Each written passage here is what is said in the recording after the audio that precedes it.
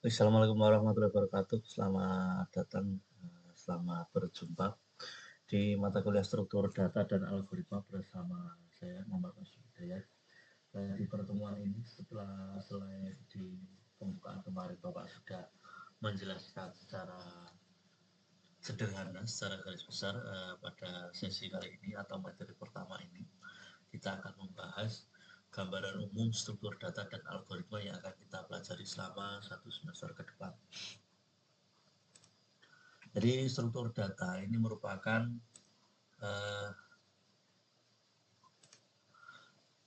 struktur data dan algoritma ini dua hal yang saling erat, tapi dua hal yang berbeda. Nah, struktur data ini berkaitan dengan cara kita menyimpan, mengorganisir, dan memanipulasi data. Sementara kalau algoritma ini berkaitan dengan cara kita memproses data tersebut dengan langkah-langkah yang terdefinisi secara jelas. Nah ini teman-teman perlu memperhatikan bahwa kalau struktur data ini adalah cara kita menyimpan, mengorganisir, dan memanipulasi data. Bagaimana data itu bisa dikelola dengan baik. Sedangkan kalau algoritma itu cara memproses data. Nah, kalau struktur data, cara menata data. Bagaimana cara menyimpan, mengorganisasi, maupun memanipulasi. Tapi kalau algoritma itu memproses data, cara memproses data, bagaimana data itu bisa digunakan. Nah, secara lebih jelasnya, algoritma digunakan untuk menyelesaikan berbagai masalah komputasi. Misal mencari rute terpendek pada sebuah graf, mengurutkan. Kalian perlu garis mencari, mengurutkan, atau mencari nilai tertentu dalam sebuah array. Nah, dalam hal ini, struktur data digunakan sebagai wadah atau tempat penyimpanan data tersebut agar dapat diakses dan diproses dengan mudah. Kenapa penting dan kenapa saling terkait dengan erat? Karena pemilihan struktur data yang tepat atau pemilihan wadah dan cara menempatkan data-data dengan tepat ini akan berpengaruh pada kinerja dan kompleksitas algoritma yang akan kita gunakan. Misal kita ingin mencari sebuah nilai dalam sebuah array, penggunaan struktur data yang tepat dapat mempercepat proses pencarian tersebut.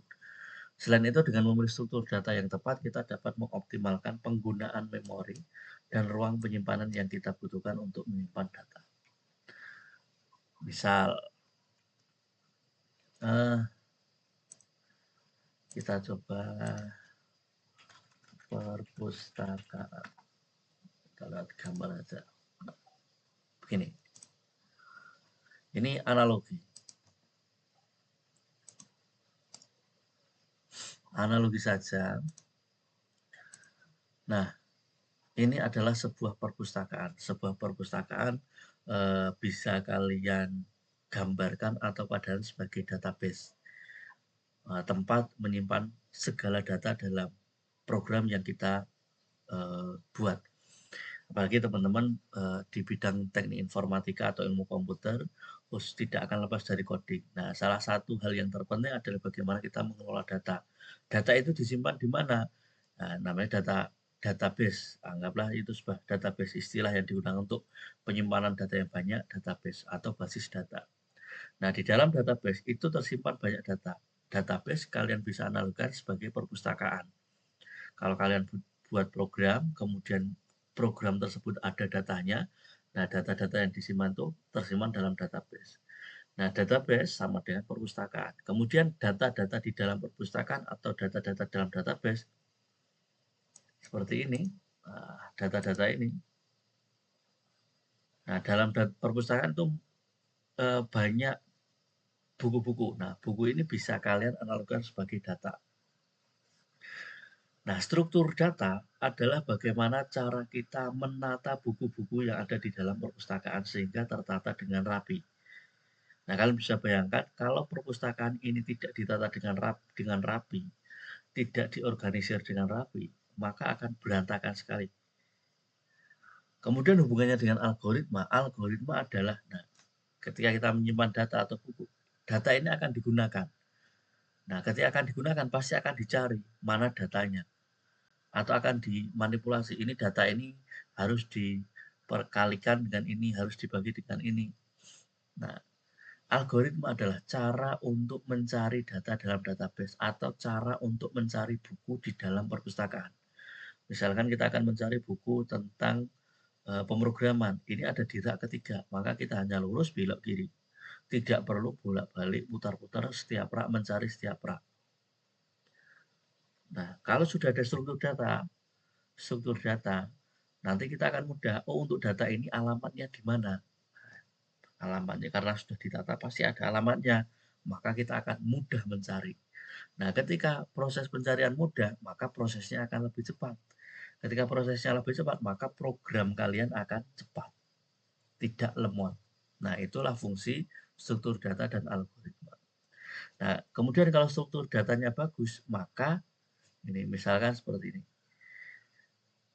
Efisiensi memori. Memori yang digunakan dalam database kalian atau perangkat kalian ketika membuat sebuah program itu akan lebih efisien. Artinya, ini kalau ini masih banyak yang bisa digunakan ketika tertata. Tapi kalau ditumpuk sembarangan, maka banyak space atau banyak ruang yang sebenarnya kosong tapi tidak bisa digunakan.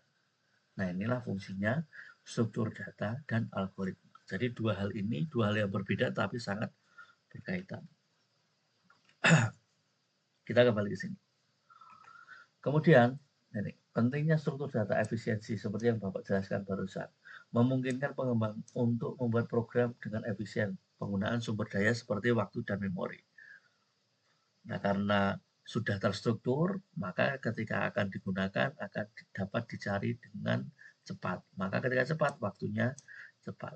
Kemudian ketika struktur data yang bagus, ditata dengan baik, maka memorinya juga akan tidak banyak termakan, optimal. Kemudian skalabilitas, semakin banyak memori yang bisa ditata dengan baik, struktur datanya baik dan algoritmanya dengan baik, maka bisa digunakan untuk jangka yang lebih besar atau skala yang lebih besar, skalabilitas ini. Mudah diadaptasi untuk menangani volume data yang lebih besar tanpa mempengaruhi kinerja program. Kemudian tepat. Nah, seperti analogi tadi, analogi perpustakaan. Ketika semua sudah dilabeli, kemudian ditata dengan baik, diorganisir dengan baik, ketika akan mencari data, Pak, saya butuh untuk mencari buku tentang ilmu komputer tentang database atau mining.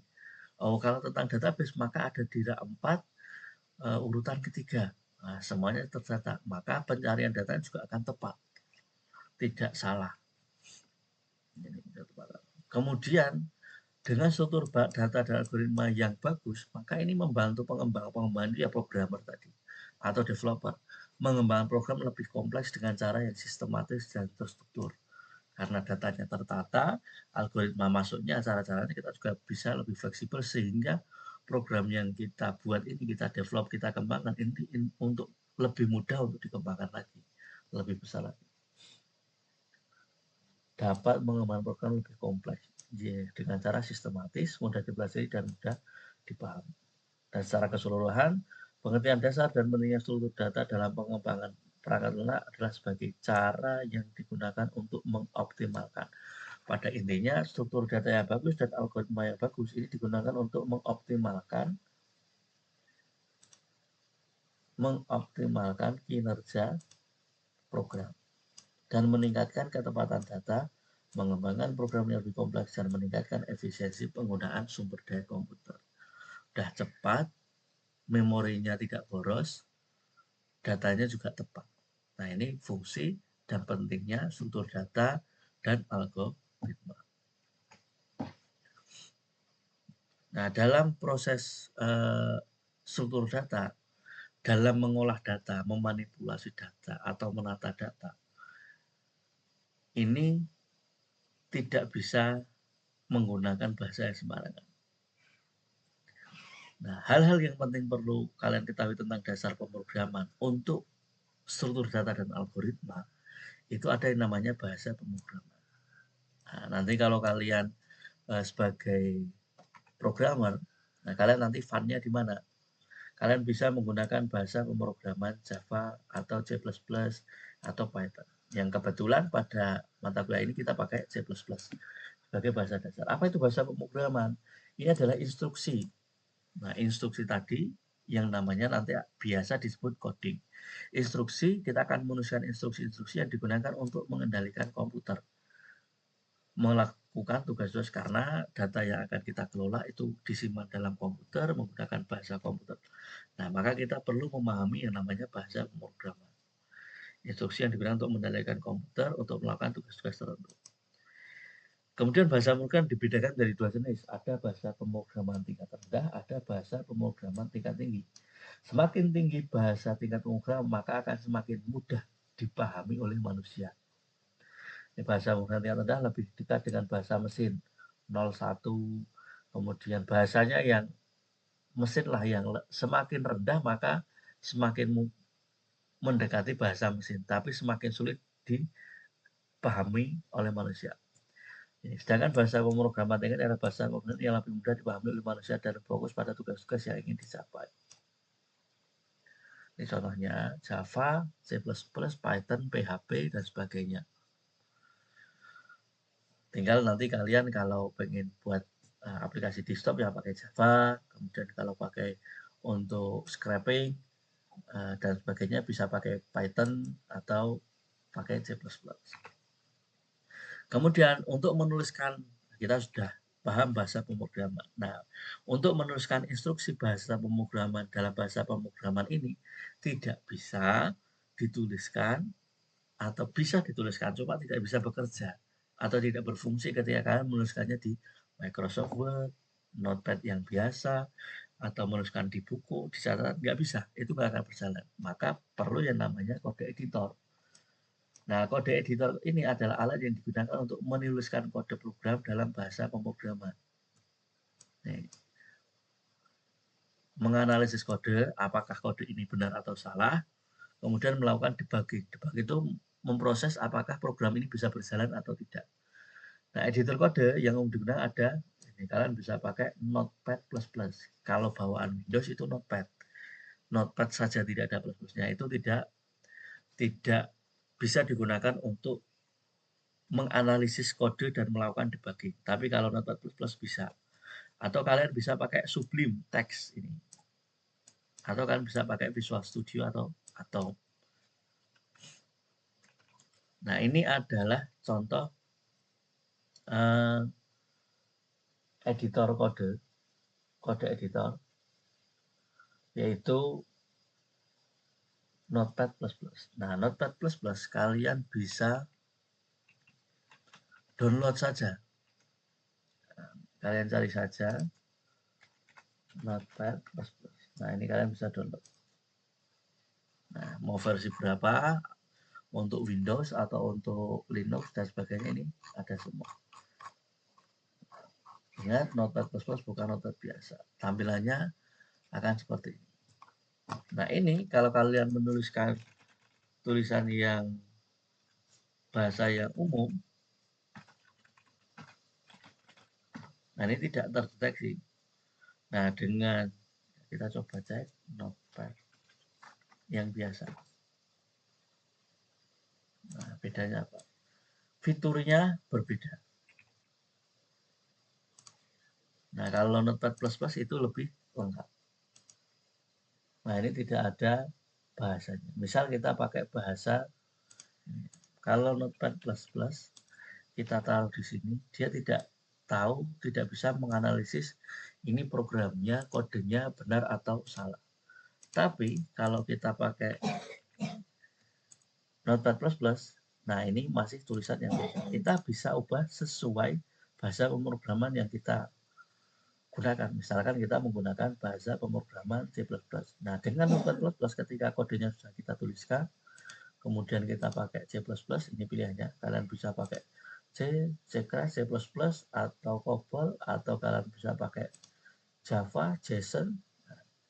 Nah, ketika kita pakai C++, nah dia bisa menganalisa, oh mana ini programnya sudah betul atau tidak penulisannya. Nah, ini ada beda pewarnaannya. Nah, sehingga bisa teranalisa. Nah, ini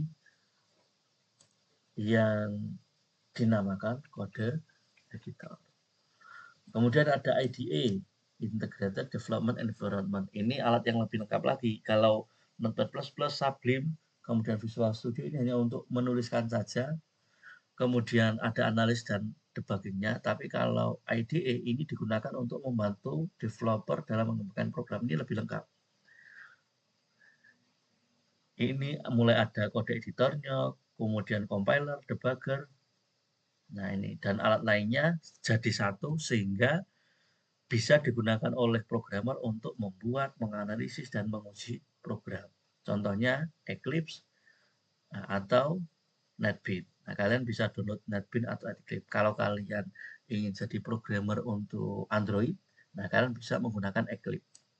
Tapi kalau kalian pakai Java yang umum, JSON, JavaScript, PHP, kalian bisa pakai NetBeans.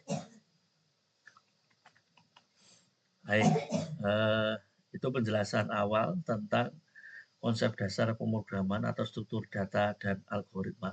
Silahkan kalian bisa download Notepad++, Sublime, atau IDE-nya ini. Nah, untuk mata kuliah ini, struktur data ini kita menggunakan bahasa pemrograman C++.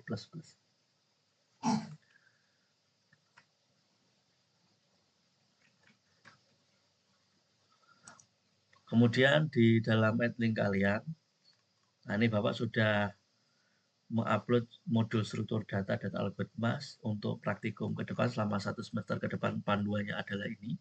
Silahkan masuk ke adlink masing-masing, kemudian download struktur data modulnya ini. Nah, tampilannya akan seperti ini. Ini ya akan menjadi panduan kita selama 1 semester ke depan untuk penjelasan maupun praktikum. Baik, terima kasih teman-teman. Mungkin untuk sesi kali ini kita akan cukupkan sekian. Untuk sesi selanjutnya kita akan belajar tentang pointer. Baik, terima kasih untuk hari ini. Semoga sehat selalu. Terima kasih atas kontribusinya Bapak Akhiri. Assalamualaikum warahmatullahi wabarakatuh.